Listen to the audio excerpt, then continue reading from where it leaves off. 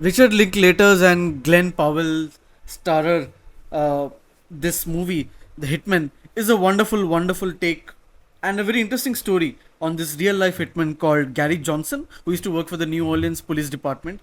And Glenn Powell seamlessly blends into the role, the disguise, and the mannerisms from being a high school, from being a professor to this fake hitman for the police, and how he tries to trap his victims. I mean, the transition that he does, this man is a chameleon and is definitely a star in the making. Adria Arona, who plays his lover, is also great.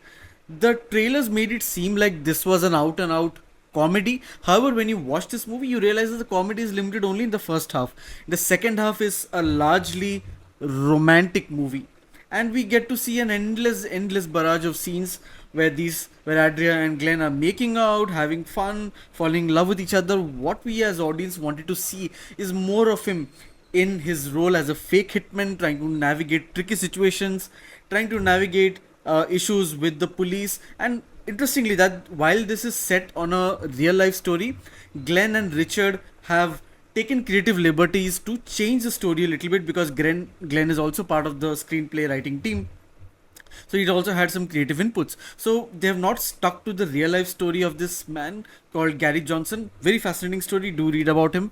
They've taken some creative liberty and decided to play around the script, which is a little ineffective towards the end, because from what turns out to be a comedy ends up being just a romantic drama with bits of thriller here and there. And especially at a time when they show in the movie that the protagonists and the actors use mobile phones, it would have been pretty easy for the police to track them down and try to solve the case themselves, versus trying to play the cat and rat game and trying to catch each other and trying to figure out whatever happens in the movie. I mean, it's a bit, the script is a little incoherent. There are loopholes definitely in place. Otherwise, it's a great fun movie. You can definitely enjoy with your family. It's less than 2 hours of runtime.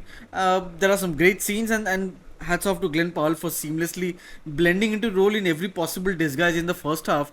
Even with the accent, in one of the scenes he plays a Russian, and my God, he's quite convincing. And the tropes that he's carrying, his makeup, his getup, quite interesting. Do check it out. It's on Netflix.